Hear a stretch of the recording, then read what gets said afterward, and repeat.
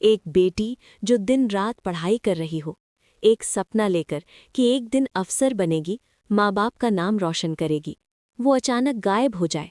Phone उठाना बंद, message का जवाब नहीं, लेकिन मोबाइल चालू रहे, बैंक से पैसे कटते रहें, वैक्सीन लगती रहे, यहाँ तक कि उसके फ़ोन से कॉल भी आएं और सबको लगे कि शायद लड़की ठीक है। और जब 2 साल बाद अचानक पता चले कि वो लड़की कभी थी ही नहीं, वो तो उसी दिन मर चुकी थी जिस दिन गायब हुई थी। मुखर्जी नगर का वो सपना।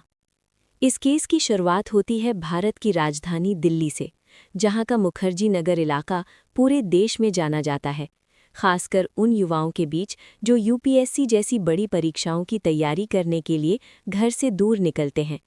इसी इलाके में साल 2020 के दौरान एक 28 साल की लड़की आई।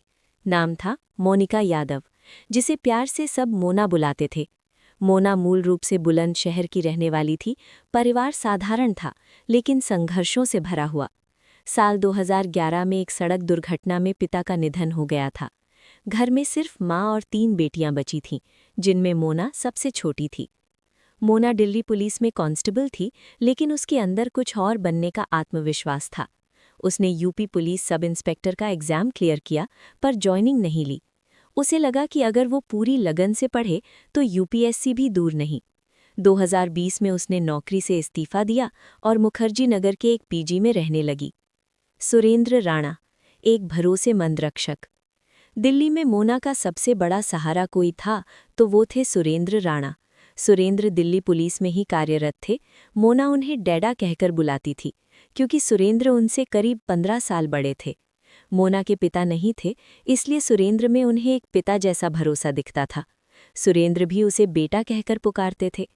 लेकिन सितंबर 2021 में सब कुछ बदल गया। मोना ने अचानक घर पर कॉल करना बंद कर दिया। साजिश का जाल, वो जिंदा है का भ्रम।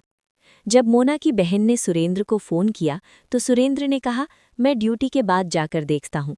फिर खबर आई कि मोना पीजी में नहीं है। 20 अक्टूबर 2021 को केस दर्ज हुआ। अब खेल शुरू हुआ एक शातिर पुलिसिया दिमाग का।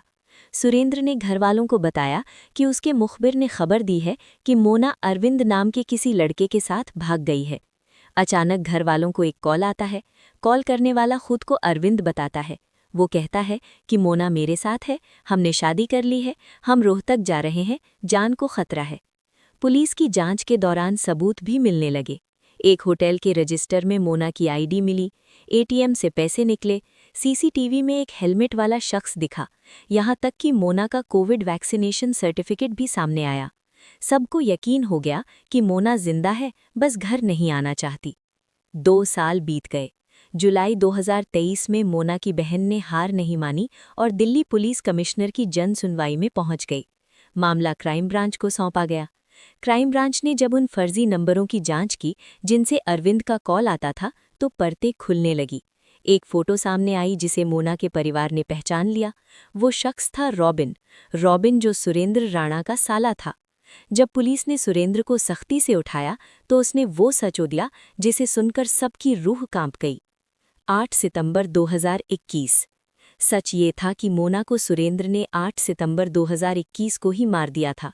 सुरेंद्र शादीशुदा था, उसका एक बच्चा भी था, लेकिन उसके मन में मोना के लिए एक तरफा वासना और पागलपन पनप रहा था।